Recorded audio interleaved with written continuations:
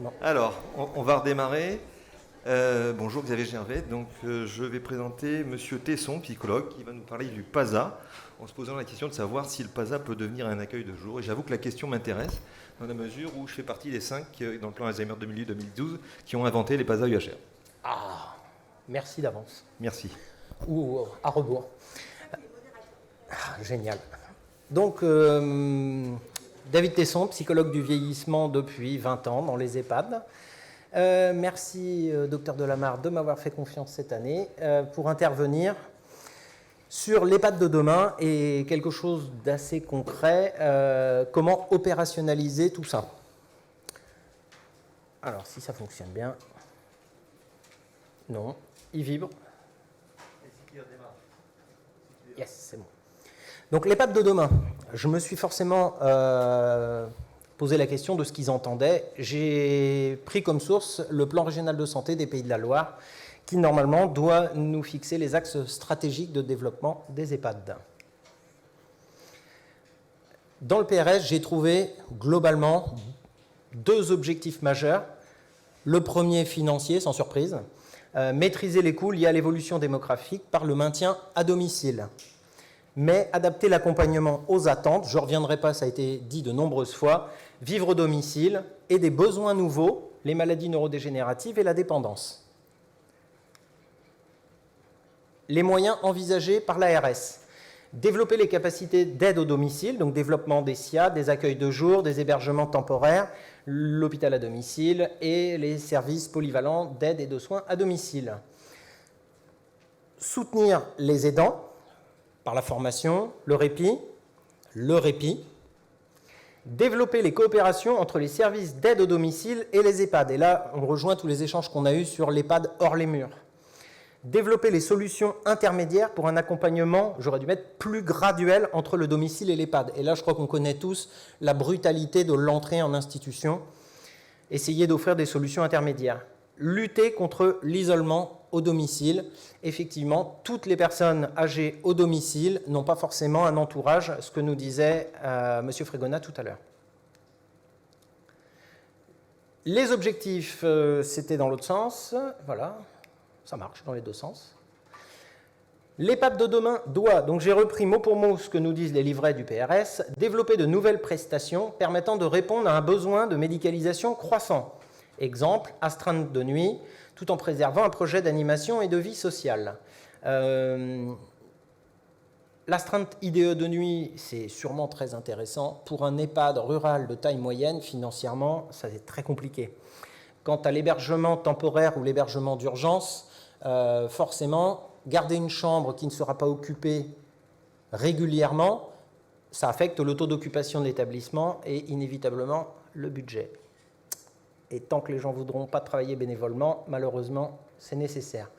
Pouvoir proposer des modalités d'accompagnement diversifiées, de l'accueil de jour, l'hébergement temporaire, accueil de nuit, accueil en urgence, EHPAD à domicile. S'inscrire dans une offre de territoire proposant une graduation des accompagnements en fonction des besoins. Pour ça, il va falloir développer des solutions innovantes avec des modalités d'accueil qui soient adaptables.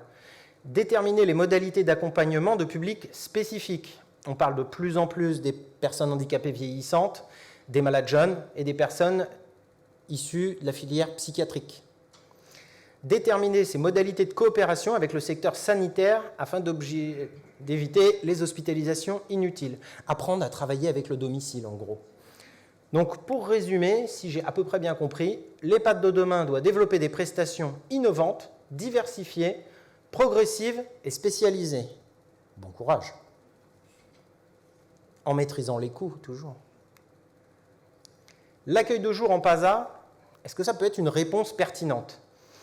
Je suis parti concrètement de l'EHPAD dans lequel je bosse depuis 15 ans, où on a la chance d'avoir un PASA, et de me dire que finalement, ce qu'ils attendaient, en grande partie, c'est ce qu'on pouvait déjà proposer au sein du PASA. Alors, je reviens sur les pôles d'activité et de soins adaptés. Pour ceux, ça m'étonnerait qu'ils ne connaissent pas exactement de quoi il s'agit.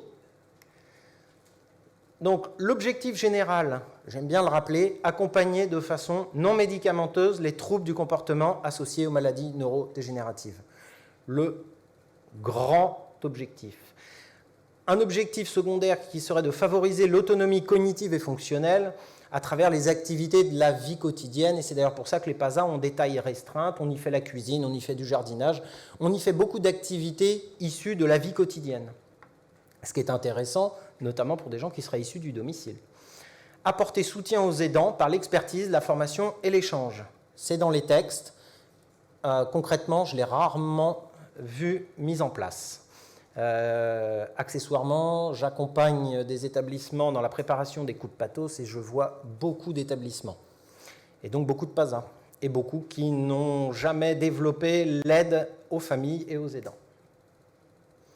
Les moyens, un personnel pluridisciplinaire, donc AMP, AES, ASG, ergothérapeute, psychologue, médecin co, formés, capables d'une expertise sur les symptômes psychocomportementaux des démences et le maintien de l'autonomie fonctionnelle et cognitive.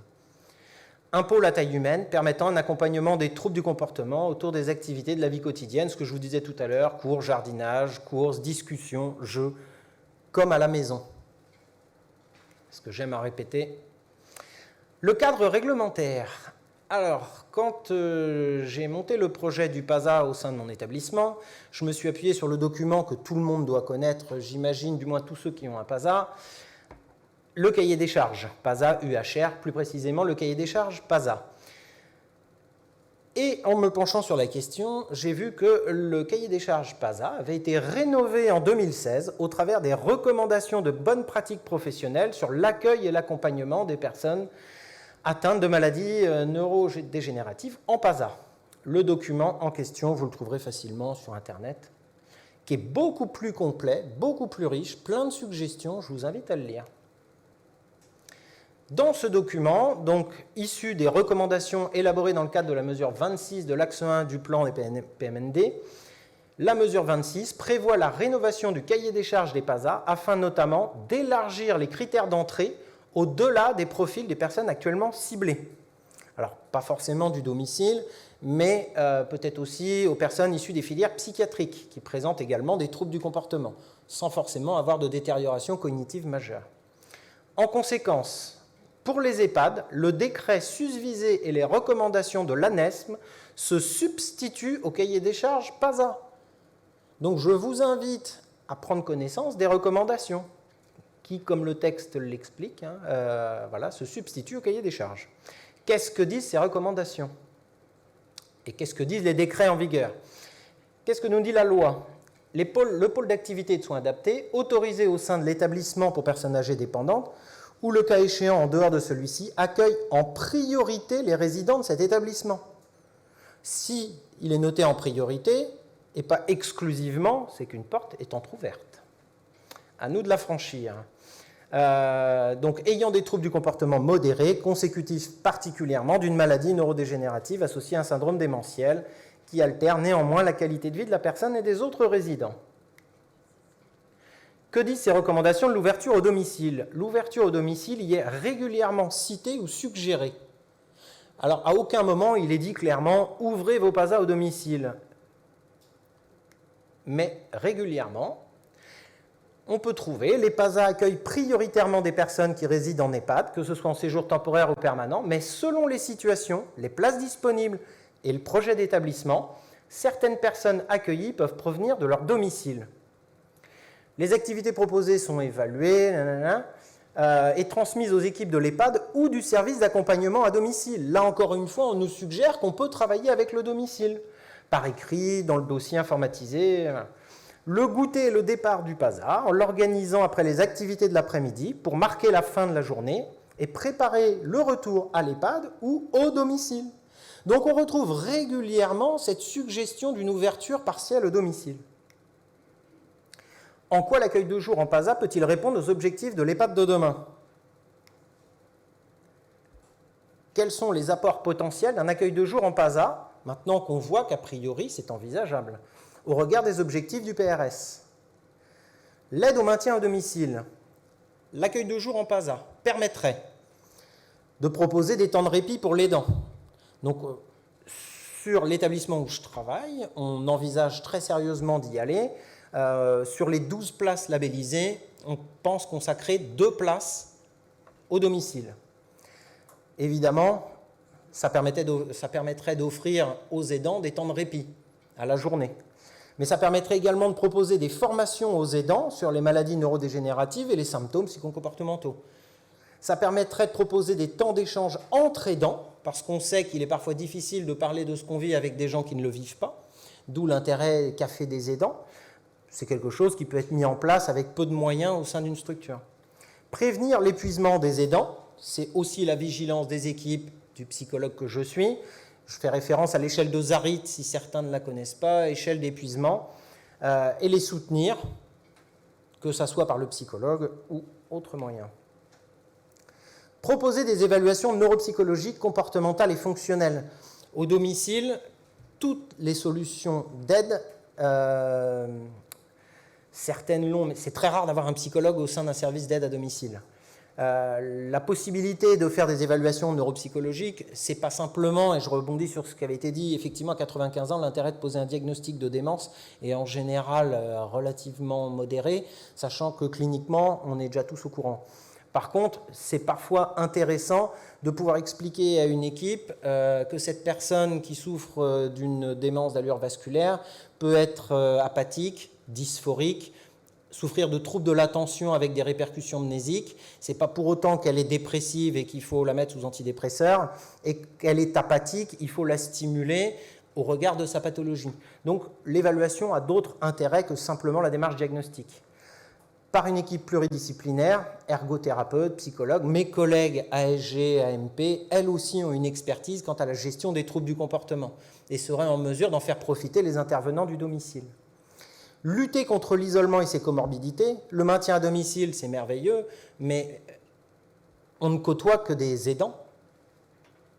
La possibilité de venir à la journée en PASA, c'est la possibilité de rencontrer d'autres personnes du même âge, souvent en milieu rural, qui sont issus des mêmes communes, qui se connaissent souvent.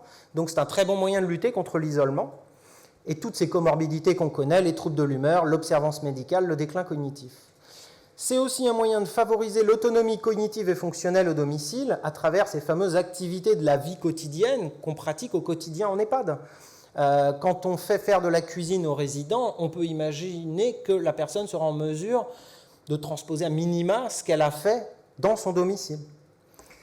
Proposer un dispositif de proximité connu des médecins traitants susceptibles d'informer les aidants, souvent peu informés. Si je parle de ça, c'est que l'ARS souligne le manque de notoriété des nombreux dispositifs. Et dans les enquêtes, beaucoup de familles ne connaissent pas les solutions de répit de proximité. J'ai commencé à me rapprocher des médecins traitants qui interviennent sur notre établissement et il me semble qu'ils sont probablement la meilleure porte d'entrée, souvent le rond-point, et ceux qui sont le plus à même de dire aux familles « vous avez cette solution à côté de chez vous ». Coordonner le domicile et l'EHPAD. Vaste chantier. Comment, et moi c'était un peu la question qui se posait, comment faire pour décloisonner le domicile et l'institution? Comment apprendre à se connaître et à travailler ensemble autrement que quand on a les dossiers d'admission avec les comptes rendus des équipes du domicile? L'intérêt d'un accueil de jour au PASA, c'est de mutualiser les informations de suivi via un logiciel unique et mobile accessible par tous les professionnels de santé. Je ne fais pas de pub, NetSoin par exemple, en pleine mobilité, qu'on peut utiliser, qu'on soit et qui a un coût par lit, donc pas par utilisateur, ça n'a aucun surcoût, et ça permet déjà d'apprendre à faire des transmissions, à s'échanger des données, échanger des évaluations, et je pense que c'est comme ça déjà qu'on peut commencer à se connaître, à travailler ensemble. Ça peut également être un moyen de mutualiser les formations des équipes. Quand on est en milieu rural, on a parfois du mal à remplir l'effectif pour une formation. Si on travaille mieux avec le domicile, il est peut-être plus facile de proposer des formations conjointes. Lutter contre l'épuisement, source de maltraitance, en proposant des temps d'analyse de pratiques communs. De la même façon, ça peut être aussi très intéressant de pouvoir se rencontrer à travers des temps d'analyse de pratiques et de voir d'autres soignants partager le regard sur notre pratique. Et puis le dernier point, c'est peut-être un vœu pieux, favoriser la mobilité des professionnels entre EHPAD et domicile. Donc l'ARS le suggère, qu'il y ait plus de mobilité, de porosité entre les équipes domicile et EHPAD. Je reste plus dubitatif. Graduer et diversifier les solutions d'accompagnement. On aurait une offre qui est adaptable aux besoins et évolutions au domicile en termes de jours de présence, assez simplement. Une découverte progressive de l'EHPAD de proximité en restant chez soi. Et effectivement, on connaît les freins, la fameuse génération 30-40. Quand ils rentrent en EHPAD, ils ont une image de l'EHPAD qui est celui qu'ils ont connu, eux, qui est celui que les plus anciens, bon, ça fait que 20 ans, mais quand j'ai commencé, j'ai connu des chambres à 4. Aujourd'hui, ça n'existe plus. Eux viennent encore avec une image de l'EHPAD qui n'était pas encore EHPAD, mais que François Mitterrand appelait le mouroir. Hein.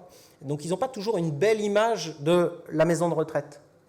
Ça permettrait de découvrir, connaître les personnels aussi, les équipes, rendre les choses peut-être plus humaines. Une meilleure évaluation avant l'admission si nécessaire. Alors ça me tient à cœur. Et une entrée facilitée pour le futur résident qui connaît la structure et son équipe. Alors, dans mon établissement, j'avise les dossiers d'admission depuis plus de 10 ans.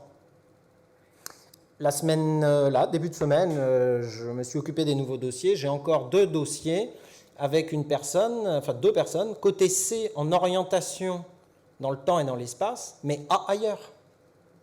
Pour les spécialistes, c'est une cotation aberrante et impossible. Et donc on en a malheureusement de plus en plus. À décharge pour les médecins traitants, du moins ceux du secteur avec qui j'ai pu échanger, ils n'ont pas d'informations, ils n'ont jamais été formés au girage. Donc on leur demande de girer quelqu'un sans savoir comment faire. C'est compliqué. Ça nous permettrait d'avoir une meilleure vision de la personne. Aujourd'hui, les EHPAD, pour beaucoup, sont sectorisés. UPAD, PASA, hébergement traditionnel. Quand on a une place dans l'unité pour personnes désorientées, il faut quelqu'un qui remplisse les critères. Avec un dossier d'admission, je vous mets au défi souvent de prédire s'il aura sa place ou pas. C'est un moyen, dans un cadre restreint, de pouvoir évaluer si cette personne pourrait réellement tirer un bénéfice de sa présence dans l'unité ou si finalement l'hébergement traditionnel conviendrait très bien à sa situation. Donc d'adapter aux difficultés individuelles. Inscrire son EHPAD dans le PRS sans impact financier. Je suis psychologue, ça ne me regarde pas les sous. Hein. Mais bon, malheureusement, je sais que c'est le nerf de la guerre. Le coût moyen journalier en accueil de jour, donc je me suis renseigné, a priori, on est globalement aux alentours de 30 € jour, hors transport. Certains assurent le transport pour ce coût, mais ils sont labellisés. Permet de couvrir, donc j'ai fait des simulations financières sous le contrôle de la direction, avec 50% de remplissage et plus, les surcoûts humains et matériels, humains essentiellement, liés à la coordination. La simulation financière reste neutre, donc pas de bénéfice, pas de perte, avec 50% de remplissage pour 2 personnes accueillies par jour sur 12 places labellisées. On est labellisé, on est financé pour 12 places. Donc, que ça soit 10 personnes de l'EHPAD et 2 du domicile ou 12 de l'EHPAD, ça ne modifie pas la charge de travail en soi. Soit une file active de 8 à 10 personnes qui pourraient être accueillies plus ou moins régulièrement. Donc c'est quand même pour chaque EHPAD disposant d'un PASA, si demain on propose de l'accueil de jour à 2 personnes, c'est 8 à 10 personnes qui peuvent en bénéficier. Et je trouve que ce n'est pas négligeable. Les PASA s'inscrivent déjà dans un maillage territorial, et on sait que l'ARS était très vigilante là-dessus. Donc on peut imaginer que ce genre de solution de répit s'appuierait justement sur cette bonne répartition. Ça permettrait d'offrir rapidement, parce que la mise en œuvre est extrêmement simple, sur tout le territoire, des solutions de recours pour le domicile. Vous connaissez le nombre de PASA dans les Pays de la Loire. Si je ne dis pas de bêtises, mais je suis sûr que quelqu'un saura me corriger, je crois que c'est 115, 112, quelque chose comme ça. Imaginez si simplement la moitié se mettent à faire de l'accueil de jour, le nombre de personnes susceptibles de bénéficier de ces solutions de répit et d'expertise. La dotation soins de l'EHPAD n'est pas modifiée. Pas de surcoût pour l'ARS, potentiellement beaucoup moins de négociations. Les freins à la mise en place d'un accueil de jour en PASA, ils existent. L'absence de cadre réglementaire clair. Alors ça a été très intéressant. J'ai eu l'occasion de me rapprocher d'une avocate spécialisée dans le soin, que beaucoup connaissent. Je me suis aussi rapproché d'une professeure de droit de l'université d'Angers, via l'asso AG Droit. Rien dans la loi n'interdit actuellement de faire de l'accueil de jour en PASA. Les recommandations faisant office de cadre réglementaire nous invitent à une ouverture partielle au domicile. Mais pour combien de personnes, avec quelle fréquence, quelles obligations, demeure un certain flou, vu que rien n'est clairement explicité. Et je rappelle quand même, sous le contrôle des juristes, que tout ce qui n'est pas interdit est permis. Manque peut-être l'audace. La problématique des transports, là, elle est réelle. La prise en charge des transports ne dépend pas de l'ARS. L'accueil de 2 personnes par jour ne permet pas d'organiser un transport de façon rentable pour l'EHPAD. L'accueil de jour en PASA n'étant l'objet d'aucune labellisation accueil de jour, les personnes ne peuvent bénéficier de la prise en charge des transports par le forfait journalier en accueil de jour. En gros, l'accueil de jour en PASA se ferait le transport à l'unique charge des familles et des bénéficiaires. Mais ça me semble quand même bénéfique. L'absence d'aide financière. L'absence de labellisation, accueil de jour, ne permet pas de bénéficier d'aide financière tracée. Maintenant, il reste envisageable de solliciter les départements, les caisses de retraite et les communes qui peuvent être sollicités et répondre de façon favorable. Un bilan clairement en faveur de l'accueil de jour en PASA. Et puis, bon, tout le monde la connaît, hein, Sénèque. Ce n'est pas parce que les choses sont difficiles que nous n'osons pas les faire, parce que nous n'osons pas les faire qu'elles sont difficiles. Moi, je crois fermement qu'aujourd'hui, ouvrir partiellement les PASA à l'accueil de jour, c'est un projet qui est faisable, qui est intéressant pour l'EHPAD, pour les personnes du secteur, pour les professionnels, apprendre à travailler ensemble. Voilà. Donc aujourd'hui, j'ai déjà 2 EHPAD qui m'ont fait part de leur volonté d'y aller. J'espère qu'ils seront plus nombreux. J'ai été trop rapide ? Je peux continuer encore, hein, pas de souci. Eh ben voilà. J'imagine qu'il y aura des questions. Alors les PASA, ça ne concerne pas tout le monde forcément. Mais je vois de plus en plus d'établissements qui les ouvrent, même sans financement. Non, tout le monde est... Parce que ça marche, et que ça soulage la charge de travail des équipes d'hébergement, en fait, c'est ça le truc. Alors, moi, je suis intéressé par ça. La problématique du transport, la prise en charge du transport, c'est un vrai problème. Je ne suis pas certain que tout le monde soit en capacité de financer ce transport-là. Maintenant, ce n'est pas pour ça qu'on ne peut pas le faire, effectivement. Je reste quand même prioritaire sur l'établissement. J'insiste là-dessus, sachant que dans la file active, on sous-évalue aussi notre file active bien souvent. Et que je vous rappelle que les PASA, ça sert en priorité aux apathiques. Les apathiques, hein, ceux qui font chier personne parce que voilà, par rapport aux autres qui sont très très productifs et qu'on a tendance à oublier, ce sont les premiers bénéficiaires du PASA. C'est moi qui ai insisté pour que les apathiques puissent en bénéficier. Donc il ne faut pas les oublier. Or, on a tendance à les oublier. Ça, c'est la première chose. Et rapidement, en fait, on se rend compte qu'on a une file active qui peut vite grimper à 25, 28 résidents. Donc je pense qu'il faut en priorité insister sur les résidents de l'établissement, de mon point de vue. Après, et à la fois, la souplesse dans un PASA, c'est aussi de respecter le rythme de vie de la personne, de respecter éventuellement son refus, ce qui n'est pas toujours le cas. Pas tomber dans une politique du chiffre, on doit avoir 12 résidents absolument. C'est aussi s'adapter à leurs souhaits, leurs demandes. Et on voit des personnes qui aujourd'hui ne veulent pas y aller alors qu'elles étaient programmées. Et de facto, dans beaucoup d'établissements, on voit rarement sur une labellisation de 12 résidents, les 12 résidents le même jour. Ça devrait. Ça dépend. Enfin, ça dépend des PASA, toujours pareil. Hein. Oui. Ça dépend des zones. Mon humble expérience. Ouais. Après, l'autre remarque, c'était sur... je peux revenir. Je dois avoir la marche arrière. Les aides financières, il n'y en aura pas. Le transport, on est bien d'accord. Le transport, c'est un vrai frein, c'est mon point de vue. Le cadre réglementaire, je pense qu'à priori, on peut s'en alarmer. L'autre point qu'il faut comprendre aussi, c'est que dans les établissements publics, qui sont souvent en convergence tarifaire négative, c'est-à-dire qu'ils avaient des budgets qui étaient plus importants que ce que leur permettait leur coupe Pathos et Agir, le PASA était utilisé par les tutelles comme une variable d'ajustement financière. C'est-à-dire que voilà, ils finançaient du PASA, le PASA en fait tournait pas et permettait juste d'avoir quelques bras supplémentaires. Donc là, il ne faut pas rêver, ça ne marchera pas. C'est juste pas possible pour ces établissements-là. Donc là, c'est une réalité, une contrainte budgétaire. Et ce que je voulais dire, donc en complément de tout ça, sur le plan financier, je pense que, je le dis depuis des années, je le martèle, c'est qu'en dessous d'un GMP de 800 et d'un PMP de 280, on ne peut pas travailler convenablement, et que c'est pour ça que ça explique qu'on est en difficulté tous les uns les autres, a fortiori en Covid. Voilà. Et qu'à partir du moment où, effectivement, on peut avoir un 280 de PMP ou 300, ça c'est des établissements qui arrivent à amener jusque-là, France entière, c'est faisable.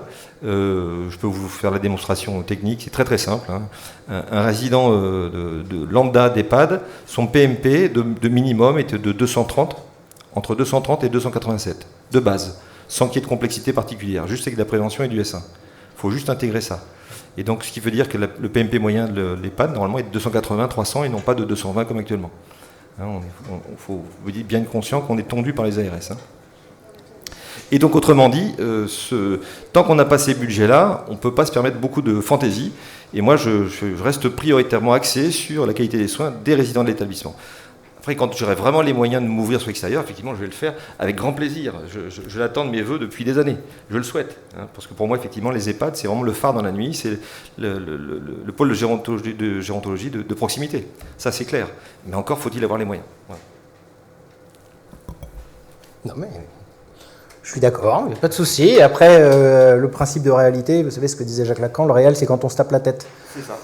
Et malheureusement, les coupes, pour en faire quelques-unes, entre ce que vous présentez et ce que vous validez, il y a un delta qui est important. Et les 220, ce n'est pas la moyenne ici. Ça dépend des régions, effectivement. Ouais. Ouais. C'est ça.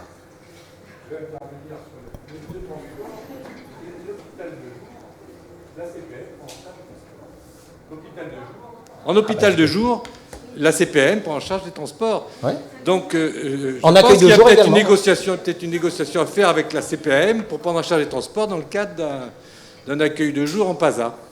Ouais, je pense que ça doit être faisable à ce niveau-là. Ensuite, là où je vous rejoins, il faut que l'EHPAD soit en osmose avec son quartier. C'est-à-dire qu'il faut qu'il y ait de l'échange.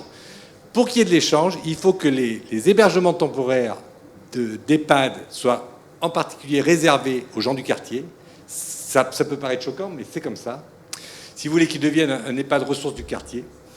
Ensuite, il faut que des gens puissent rentrer dans l'EHPAD, ressortir de l'EHPAD. C'est-à-dire qu'il faut qu'il y ait une sorte d'échange des populations qui sont à l'extérieur et ceux qui sont à l'intérieur.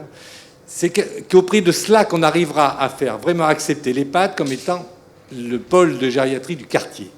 Si on ne fait pas ranger... Vous pouvez très bien faire un vide-grenier qui a lieu dans les jardins d'EHPAD, avec une surveillance de nos résidents, avec des gens du quartier qui viendraient faire leur vide-grenier âgé dans les jardins d'EHPAD. C'est comme ça qu'on fera accepter l'EHPAD comme étant un lieu qui appartient vraiment au quartier, et non pas une sorte de forteresse où on met les gens âgés pour y partir. Je crois que c'est très important. Et cette décision, elle n'est pas médicale, elle est politique, elle est purement politique. Alors, justement, donc, et l'astuce financière que je vous livre, c'est qu'il faut savoir que la construction d'un budget soins d'un établissement, elle se fait selon 3 modalités. La première modalité, c'est le budget qui vous est fourni selon l'équation tarifaire, c'est-à-dire le GIR et le pathos, l'équation que vous connaissez bien. Le deuxième budget, c'est selon des modalités d'hébergement spécifiques, donc PASA, UHR, accueil de jour, hébergement temporaire.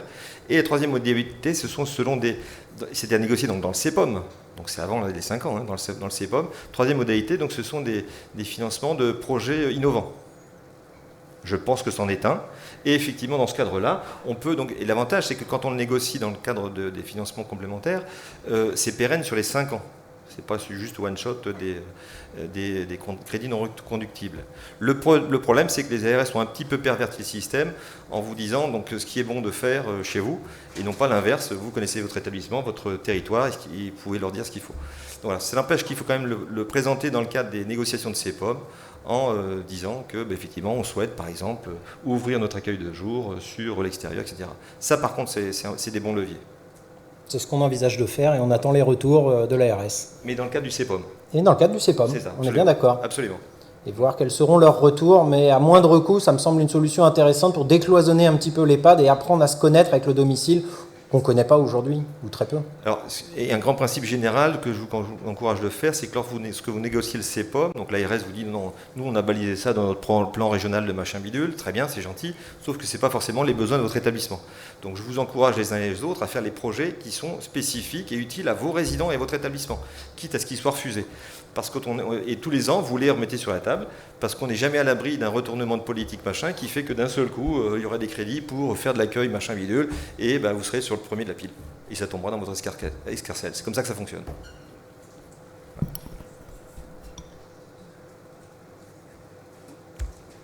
Eh ben c'est bon. Bon. Il y avait une petite question concernant la différence au niveau des populations accueillies, PASA et accueil de jour.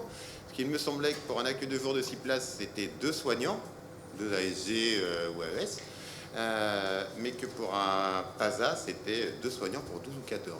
Et au vu du cahier des charges de la population accueillie, vous ne voyez pas trop de différence. Qu'est-ce qui peut expliquer ça? Parce que là, on demande d'accueillir aussi des gens de l'extérieur dans les PASA, dans nos EHPAD. Moi, j'en avais un, c'était 2 soignants pour 14. Mon accueil de jour, c'était 2 pour 6. Eh bien, Et nous, c'était 2.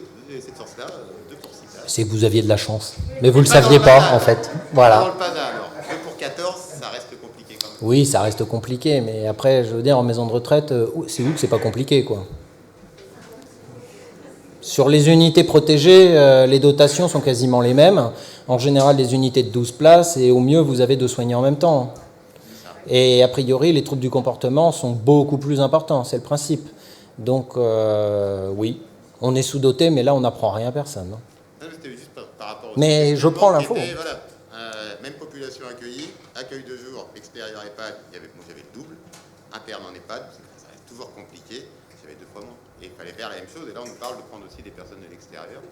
Alors, je connais moins bien les accueils de jour, mais sur les PASA, en tout cas, un des freins éventuels dont je ne vais pas parler, c'est que si on suit le cahier des charges, les personnes du domicile, pour répondre aux critères, devraient avoir des troubles du comportement modérés, logiquement issus de maladies neurodégénératives. Donc ça limite aussi les solutions de répit au domicile. Mais cela dit, quand vous n'avez pas de troubles du comportement, pas de pathologie neurodégénérative, est-ce que vous avez besoin de solutions de répit? Merci. Pas de rien.